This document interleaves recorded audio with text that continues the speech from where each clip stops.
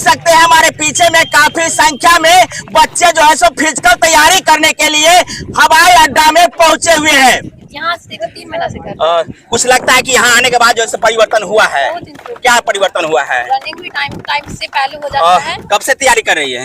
यहाँ बहुत अच्छा मिल रहा है, हम 3-4 महीने से कर रहे हैं, तो हमको यहाँ पे लग रहा है कि यहाँ से हम सफलता होकर निकल जाएंगे। कौशल भैया के माध्यम से यहाँ जब हम लोग का एग्जाम क्वालिफाई हुआ था तो कुछ समय के लिए फिजिकल का टाइम मिला था, मुश्किल से 20-25 दिन का। प्राउड फील हो रहा है?